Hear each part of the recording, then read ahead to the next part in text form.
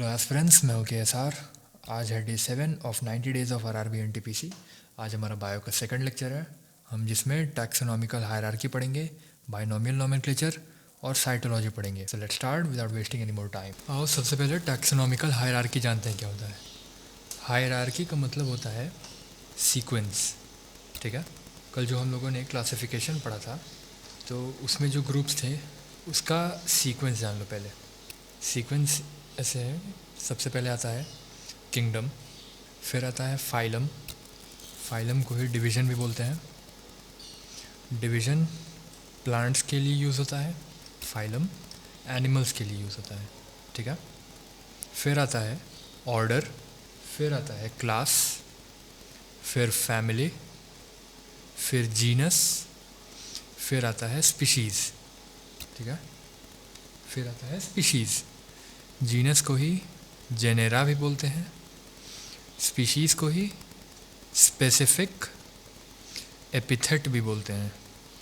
ठीक है, जैसे जैसे हम लोग ऊपर जाते हैं यानी कि स्पीशीज़ से किंगडम की तरफ जाते हैं, वैसे वैसे ऑर्गेनिजम्स में कॉमन कैरेक्टर्स डिक्रीज़ होते हैं, घटते जाते हैं। ठीक है, और जैसे जैसे हम लोग किंगडम से स्पीशीज़ की तरफ जाते हैं वैसे वैसे कॉमन कैरेक्टर्स इंक्रीज़ होते हैं। ठीक है, बढ़ते जाते हैं। ओके, अब आओ बाइनोमियल नोमेनक्लेचर देखा जाए। ठीक है, सबसे पहले नोमेनक्लेचर का मतलब नामकरण करना।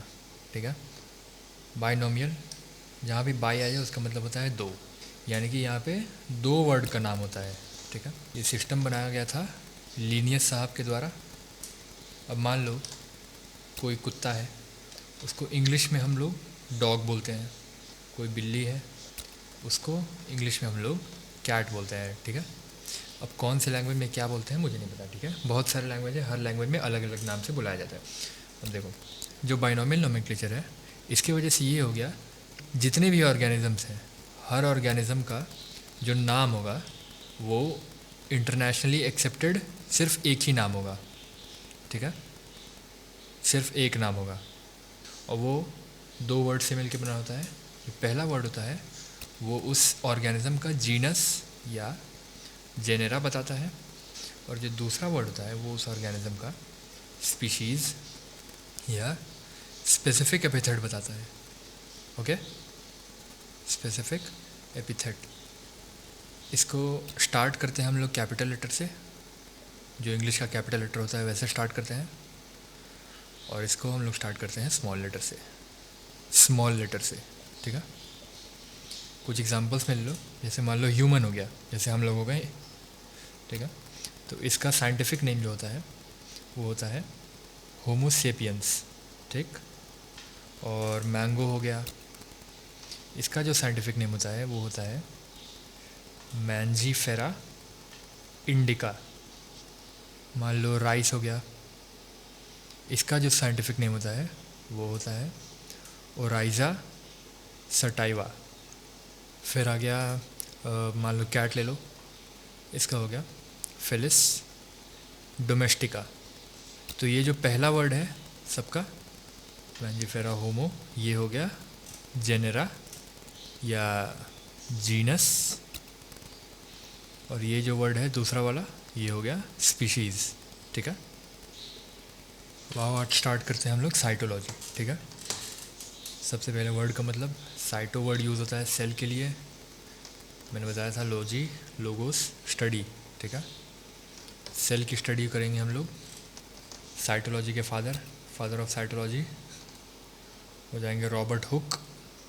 जो रॉबर्ट हुक जी थे, इन्होंने ही सबसे पहला सेल डिस्कवर किया था, लेकिन इन्होंने डेड सेल डिस्कवर किया था, डिस्कवर्ड डेड सेल। ठीक है, ये सन 1665 में किया था। ठीक है, और जो फर्स्ट लाइव सेल था, पहला जो जीवित सेल था, ये डिस्कवर किया था एंटोन वॉन ल्यूवेनहॉक ने। ठीक है, अब आओ सेल जानो क्या होता है। सेल हमारे बॉडी का स्ट्रक्चरल एंड फंक्शनल यूनिट होता है। ठीक है, स्ट्रक्चरल यानी कि जो हमारे बॉडी जिस चीज़ से बना हुआ है, और फंक्शनल यानी कि हमारे बॉडी में जो भी काम होता है उसका यूनिट है। यूनिट यानी कि इकाई, इकाई यानी कि सबसे छोटा हिस्सा। ठीक है, सेल हमारे शरीर का स्ट्रक्चरल और फंक्शनल यूनिट है, ठीक है। सेल थ्योरी देखो क्या होता है। सेल थ्योरी दिया दो साइंटिस्ट ने, श्लिडन एंड श्वान। ईयर याद रखना 1838 टू 39, ठीक है। श्लिडन जर्मनी के बॉटनिस्ट थे, जर्मन बॉटनिस्ट, और जो श्वान थे वो ब्रिटेन के जूलॉजिस्ट थे, ठीक है, ब्रिटिश जूलॉजिस्ट। इन्होंने बताया कि जितने भी ऑर्गेनिज्म होते हैं सब सेल से ही बने होते हैं, लेकिन इन्हें ये नहीं पता था कि जो नए सेल होते हैं वो कैसे फॉर्म होते हैं, ठीक है। फिर आए एक साइंटिस्ट रुडोल्फ वर्चाओ। इन्होंने एक स्टेटमेंट दिया, ओमनिस सेल्यूला ई सेल्यूला। इसका मतलब होता है कि जो भी नए सेल होते हैं वो पुराने सेल से ही फॉर्म होता है, ठीक है। तो इन्होंने सेल थ्योरी मॉडिफाई किया। अब जो आज सेल थ्योरी है उसके दो पॉइंट्स हैं, all organisms are made of cells and product of cells. और जो दूसरा पॉइंट है, each cell arise from pre existing cells, ठीक है। यानी कि जितने भी ऑर्गेनिज्म हैं सब सेल्स और सेल के प्रोडक्ट से बने हुए हैं, और जितने भी नए सेल बनते हैं वो पुराने सेल से ही बनते हैं, ठीक है। अब देखो, जो सेल होते हैं वो दो तरीके के होते हैं, ठीक है। सबसे पहला प्रोकैरियोटिक सेल और दूसरा यूकैरियोटिक सेल। और सबसे पहले प्रोकैरियोटिक सेल के बारे में पढ़ते हैं। ये होता है प्रिमिटिव सेल होता है, ठीक है। प्रिमिटिव यानी कि पिछड़ा हुआ सेल। मेम्ब्रेन बाउंड ऑर्गेनल नहीं होते हैं। बताता हूँ क्या होता है। मेम्ब्रेन बाउंड ऑर्गेनल एब्सेंट होता है, ठीक है, इसमें प्रेजेंट नहीं होते हैं, ठीक। अब देखो, जैसे हमारे शरीर में जो ऑर्गन्स होते हैं, जैसे लिवर हो गया, हार्ट हो गया, जो हमारे शरीर का फंक्शन करता है, तो हमारे सेल में भी ऑर्गन जैसे होते हैं जो सेल के फंक्शन करते हैं। जो सेल में होता है उसको ऑर्गेनल बोलते हैं, ठीक है। और देखो, मेम्ब्रेन क्या होता है, जो ऑर्गेनल होता है सेल में उसके इर्द गिर्द एक पतली सी परत होती है जो उसको ढके हुए होती है, ठीक है, उसी को मेम्ब्रेन कहते हैं। तो जो प्रोकैरियोटिक सेल होता है उसमें ये सब नहीं होता है। और तीसरा बात जान लो, इसमें न्यूक्लियस भी नहीं होता है, न्यूक्लियस भी एब्सेंट होता है। अब न्यूक्लियस नहीं है तो न्यूक्लियर मेम्ब्रेन भी नहीं होगा। न्यूक्लियर मेम्ब्रेन वही होता है जो न्यूक्लियस को, जो परत न्यूक्लियस को ढकी होती है, ठीक है। न्यूक्लियर मेम्ब्रेन भी नहीं होता है। अब देखो, इसमें सेल वॉल, जो प्रोकैरियोटिक सेल होता है उसमें सेल वॉल पाया जाता है, एक्सेप्ट वन ऑर्गेनिज्म। सिर्फ एक ऑर्गेनिज्म में नहीं होता है प्रोकैरियोटिक ऑर्गेनिज्म में, वो है माइकोप्लाज्मा। इसी को स्मॉलेस्ट सेल भी बोलते हैं, स्मॉलेस्ट ऑर्गेनिज्म भी यही होता है, ठीक। एक क्वेश्चन, जो प्रोकैरियोटिक सेल होते हैं वो कौन से ऑर्गेनिज्म में पाए जाते हैं? प्रोकैरियोटिक ऑर्गेनिज्म कौन होते हैं, ठीक है, बताना कमेंट्स में। अब आओ यूकैरियोटिक सेल के बारे में पढ़ते हैं। यूकैरियोटिक सेल, सबसे पहले इनको कंप्लीट सेल बोलते हैं। कंप्लीट सेल होते हैं ये, ठीक है। इसमें जो मेम्ब्रेन बाउंड ऑर्गेनल होते हैं, मेम्ब्रेन बाउंड ऑर्गेनल, वो प्रेजेंट होते हैं। इसमें न्यूक्लियस भी होता है, न्यूक्लियस होगा तो न्यूक्लियर मेम्ब्रेन भी होगा। इसमें न्यूक्लियस भी होता है, न्यूक्लियर मेम्ब्रेन भी होता है, ठीक है। इसमें यूनिसेल्युलर भी होते हैं, यूनिसेल्युलर यूकैरियोटिक।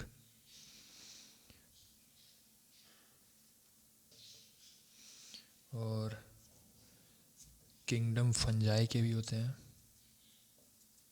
इसमें ही किंगडम प्लांटे के भी होते हैं। इसमें ही किंगडम एनिमेलिया के भी होते हैं, ठीक है। अब इसका क्वेश्चन ले लो कि जो यूनिसेल्युलर यूकैरियोट्स होते हैं ये कौन से किंगडम में होते हैं, कमेंट में बताना। अब आओ स्ट्रक्चर ऑफ सेल पढ़ा जाए, ठीक है। स्ट्रक्चर ऑफ सेल यानी कि सेल में जितने भी स्ट्रक्चर्स होते हैं, सेल में जितनी भी चीज़ें होती हैं सबके बारे में पढ़ा जाए। सबसे पहला सेल वॉल। अब देखो, सेल के इर्द गिर्द यानी कि चारों तरफ एक रिजिड वॉल होता है, रिजिड यानी कि सख्त सख्त वॉल होता है जो उसका शेप मेंटेन रखता है, मेंटेन शेप,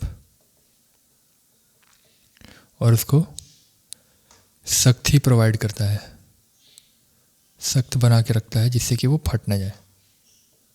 ठीक है। ये प्लांट्स में सेल्यूलोज का बना होता है, फंजाई में काइटिन का बना होता है, बैक्टीरिया में पेप्टिडोग्लाइकन का बना होता है, पेप्टिडोग्लाइकन।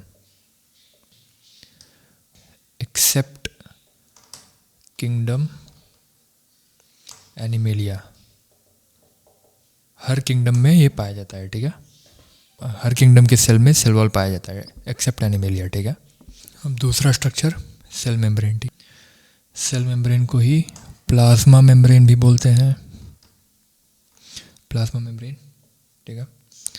एनिमल में सेल वॉल तो होता नहीं है, ये होता है ज़रूर, ये सब में होता है, ये हर किंगडम में होता है। प्लाज्मा मेम्ब्रेन हर किंगडम के सेल में पाया जाता है। ठीक है। तो जो किंगडम एनिमेलिया है उसके सेल का आउटर कवरिंग सेल मेम्ब्रेन होता है। ठीक है। थीन होता है यानी कि पतला, इलास्टिक होता है, डबल लेयर का होता है, 2 लेयर का होता है, इसी को बाई लेयर भी कहते हैं, और सेमी परमिएबल होता है। थिन होता है, इलास्टिक होता है, डबल लेयर का होता है। जो डबल लेयर है ये डिस्कवर किया था सिंगर एंड निकोलसन, 2 साइंटिस्ट हैं, सिंगर एंड निकोलसन, इन्होंने। ठीक है। सेमी परमिएबल का मतलब क्या होता है, जैसे सेल मेम्ब्रेन का जो मेन फंक्शन होता है, जो इसका मेन फंक्शन होता है, मॉलिक्यूल्स को अंदर और बाहर करने में मदद करता है। ठीक है। मॉलिक्यूल्स को अंदर बाहर, move in and out of cell, molecules को सेल से अंदर और बाहर करने में काम करता है। ठीक है। अब सेमी परमिएबल का मतलब ये होता है कि ये सिर्फ चुनिंदा मॉलिक्यूल्स को ही करता है, हर एक मॉलिक्यूल को आने देगा तो सेल मर भी जाएगा, इसलिए ना हर एक मॉलिक्यूल के लिए नहीं, ये किसी किसी मॉलिक्यूल के लिए होता है, इसलिए ये सेमी परमिएबल कहलाता है। ठीक है। तीसरा हो गया प्रोटोप्लाज्म। अब देखो, सेल मेम्ब्रेन के अंदर जो भी फ्लूइड होता है, जो भी लिक्विड होता है, fluid present inside cell membrane, इसको प्रोटोप्लाज्म कहते हैं। ठीक है। ये होता है दो तरीके का, एक होता है साइटोप्लाज्म, दूसरा न्यूक्लियोप्लाज्म। ठीक है। जो साइटोप्लाज्म होता है वो सेल मेम्ब्रेन के अंदर होता है, इनसाइड सेल मेम्ब्रेन, और जो न्यूक्लियोप्लाज्म होता है इनसाइड न्यूक्लियस या न्यूक्लियर मेम्ब्रेन। ठीक है। न्यूक्लियोप्लाज्म इनसाइड न्यूक्लियर मेम्ब्रेन होता है और साइटोप्लाज्म आउटसाइड न्यूक्लियर मेम्ब्रेन होता है। ठीक है। अब देखो कि माइटोकॉन्ड्रिया क्या होता है। ठीक है। माइटोकॉन्ड्रिया सबसे पहला याद रखना कि power house of the cell होता है। इसको ऑल्टमैन ने डिस्कवर किया था, डिस्कवर्ड बाय ऑल्टमैन, ये सन 1886 में। ठीक है। इसका शेप सिलेंड्रिकल होता है, सिलेंडर जैसा, रॉड शेप्ड भी होता है और स्फेरिकल भी होता है, यानी कि बॉल का शेप का। ठीक है। स्फेरिकल भी होता है। अब मेम्ब्रेन बाउंड तो होता ही है, लेकिन ये डबल मेम्ब्रेन बाउंड होता है, डबल लेयर्ड मेम्ब्रेन होता है इसमें। ठीक है। मतलब 2 लेयर होता है, अंदर का लेयर और बाहर का लेयर। ठीक है। और जो इनर लेयर होता है, जो अंदर वाला लेयर होता है, वो मुड़ा मुड़ा रहता है, हैज़ इनफोल्डिंग्स, मुड़ा मुड़ा रहता है, उसको क्रिस्टी कहते हैं, CRISTAE। ठीक है।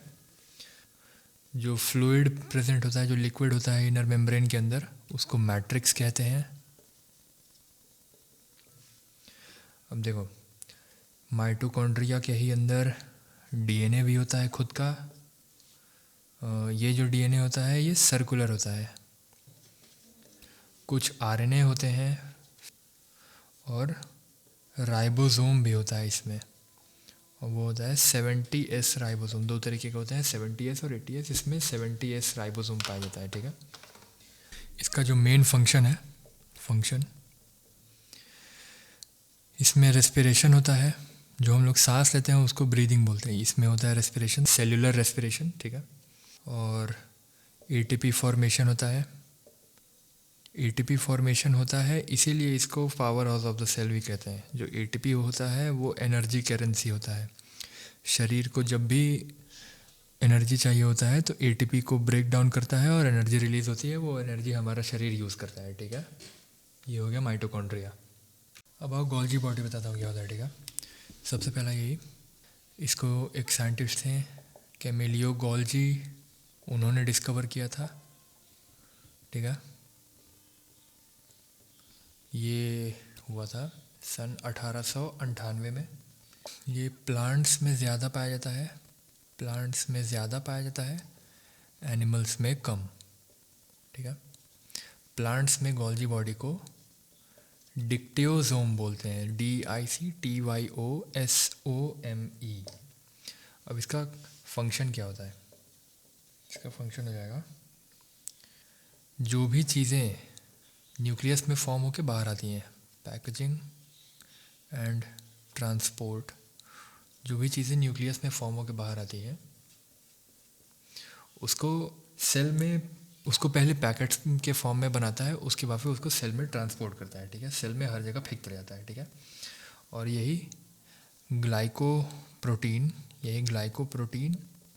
और ग्लाइकोलिपिड के फॉर्मेशन में भी हेल्प करता है। फॉर्मेशन, ये एफ लिखा है मैंने। अब देखो कि एंडोप्लाज्मिक रेटिकुलम क्या होता है। मेम्ब्रेन जैसा नेटवर्क होता है, मेम्ब्रेन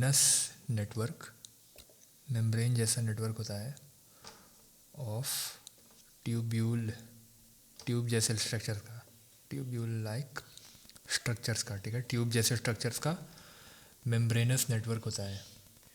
ये एक साइड से न्यूक्लियस से जुड़ा होता है और दूसरी साइड से सेल मेम्ब्रेन से जुड़ा होता है, यानी कि प्लाज्मा मेम्ब्रेन से जुड़ा हुआ होता है। और ये दो तरीके का होता है। सबसे पहला रफ एंडोप्लाज्मिक रेटिकुलम, ER भी बोलते हैं, ठीक है।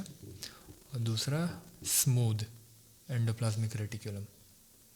रफ यानी कि खुरदुरी, स्मूथ यानी कि चिकनी।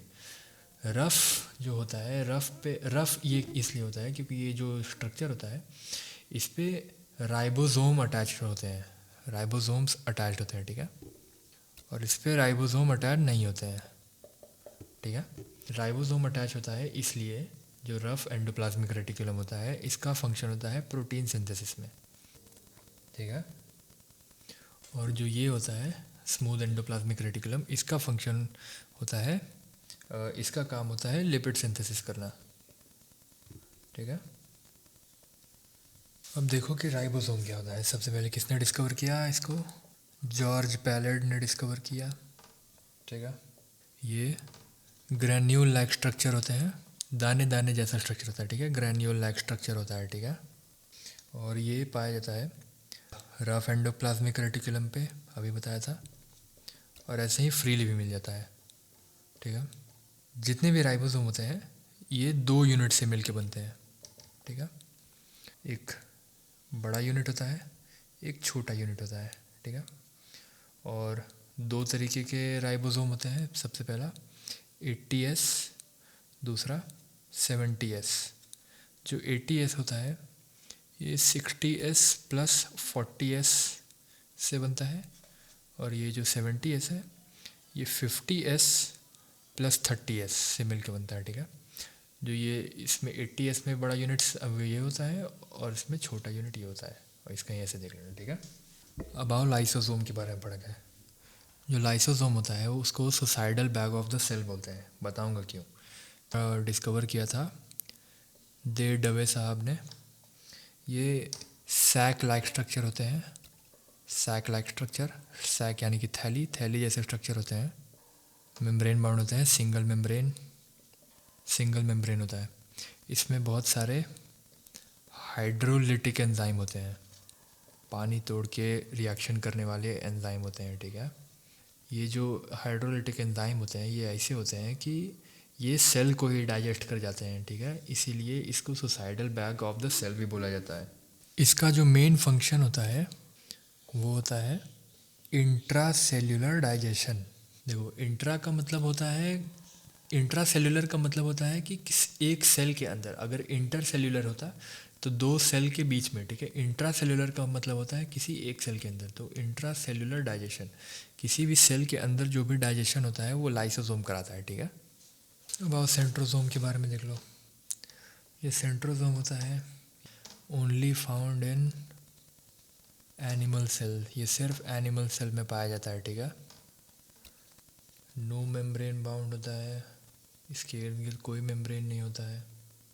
इसका जो फंक्शन होता है वो सेल डिवीजन के टाइम पे आता है, at the time of cell division. देखो, ये जो सेंट्रोसोम होता है ये दो सेंट्रियोल से मिलके बना रहता है, made up of to centriole. ये जो सेंट्रियोल होते हैं ये सेल डिवीजन के टाइम पे धागे जैसे स्ट्रक्चर फॉर्म करते हैं, स्पिंडल फाइबर, जो कि सेल डिवीजन में काम करता है, ठीक है। बाद में पढ़ेंगे क्या करता है क्या नहीं करता है। अब आओ प्लास्टिड के बारे में पढ़ते हैं, ठीक है। प्लास्टिड सिर्फ प्लांट सेल में पाया जाता है, only found in plant cell, ठीक है। तीन तरीके के होते हैं, क्लोरोप्लास्ट, दूसरा क्रोमोप्लास्ट, तीसरा ल्यूकोप्लास्ट। देखो, जो क्लोरोप्लास्ट होते हैं इसी में क्लोरोफिल पाया जाता है, ठीक है। क्लोरोफिल एक ग्रीन पिगमेंट होता है, ग्रीन पिगमेंट जो कि फोटोसिंथेसिस में इन्वॉल्व होता है, ठीक है। इन्वॉल्व्ड इन फोटोसिंथेसिस, ठीक है, फोटोसिंथेसिस। इसीलिए क्लोरोप्लास्ट को किचन ऑफ द सेल भी बोलते हैं, किचन ऑफ द सेल, क्योंकि फोटोसिंथेसिस से ही खाना बनता है। क्लोरोप्लास्ट में क्लोरोफिल होता है, क्लोरोफिल ही मदद करता है फोटोसिंथेसिस में, इसीलिए किचन ऑफ द सेल इसको बोलते हैं, ठीक है। डबल मेम्ब्रेन बाउंड होता है, डबल मेम्ब्रेन। इसका जो फ्लूइड होता है उसको स्ट्रोमा बोलते हैं। इसमें ग्रैना पाए जाते हैं। अब बताता हूँ ग्रैना क्या होता है।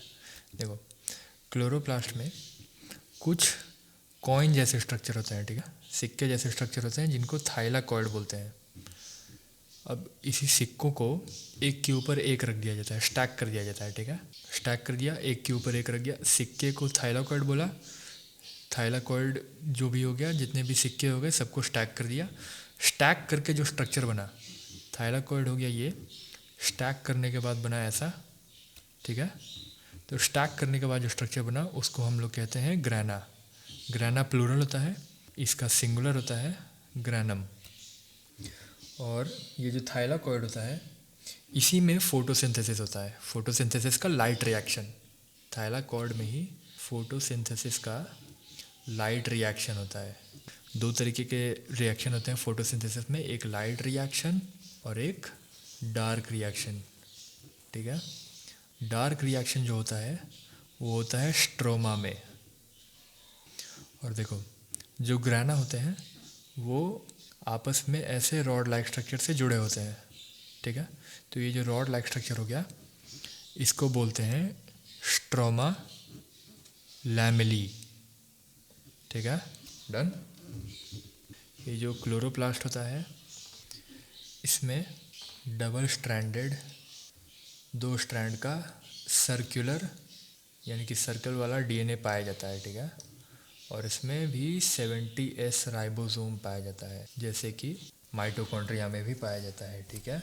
और इसका फंक्शन सबसे पहला यही फोटोसिंथेसिस, और ये जो भी पेड़ में ग्रीन कलर होते हैं उसको यही प्रोवाइड करता है, ठीक है, ग्रीन कलर टू प्लांट्स, ठीक है। अब देखो क्रोमोप्लास्ट क्या होता है। क्रोमोप्लास्ट देखो, क्रोमा से लिया गया है। क्रोमा का मतलब होता है कलर, ठीक है, रंग। क्रोमोप्लास्ट जो होता है वो अलग अलग कलर देता है पेड़ों को, ठीक है, वेरियस कलर टू प्लांट्स। हर पेड़ को अलग अलग कलर देता है। ये बहुत सारे तरीके के होते हैं। एक देख लो, लाइकोपीन, ये पाया जाता है टोमेटो में, जो उसको रेड कलर देता है। एक हो जाएगा कैरोटीन, ये पाया जाता है कैरेट में, जो उसको ऑरेंज कलर देता है, ठीक है। एक हो गया बेटानीन, जो शुगर बीट में पाया जाता है। अब तीसरा ल्यूकोप्लास्ट, ठीक है, ये कलरलेस होता है, मतलब बेरंग होता है, बेरंग वाली दुनिया। ये फूड स्टोरेज का काम करता है, फूड स्टोरेज का काम करता है अलग अलग फॉर्म में, जैसे कि इन डिफरेंट फॉर्म, जैसे कि स्टार्च हो गया, फैट एंड प्रोटीन। ये कहाँ पाया जाता है? ये पेड़ के रूट्स में पाया जाता है, जड़ों में पाया जाता है, और अंडरग्राउंड जो ज़मीन के नीचे जो तने होते हैं, जो स्टेम होते हैं, अंडरग्राउंड स्टेम, उसमें पाया जाता है, ठीक है।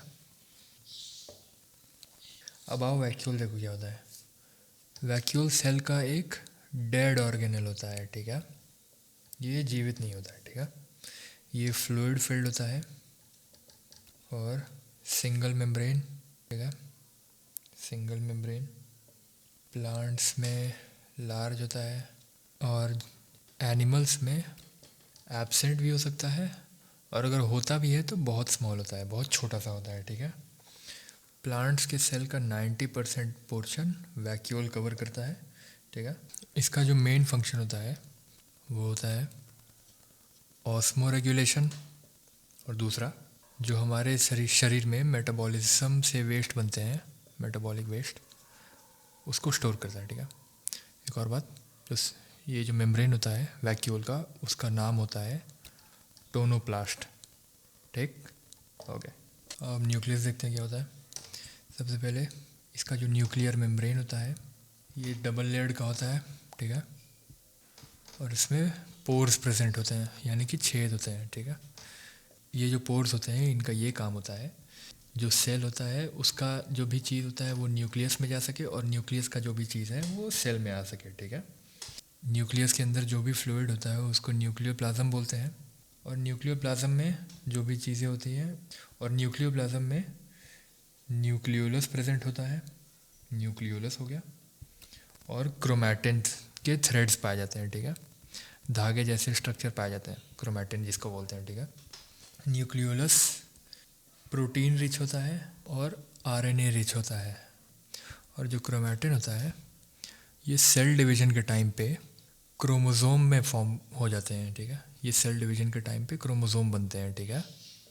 जो क्रोमैटिन जो होता है ये डीएनए से और कुछ हिस्टोन प्रोटीन से बनते हैं, ठीक है। और न्यूक्लियस का जो मेन फंक्शन है, सेल का हर activity, all the activity of cell, cell का हर एक्टिविटी कंट्रोल करता है, कंट्रोल्ड बाय न्यूक्लियस, ठीक है। इसलिए इसको कंट्रोल रूम ऑफ सेल बोलते हैं, ठीक।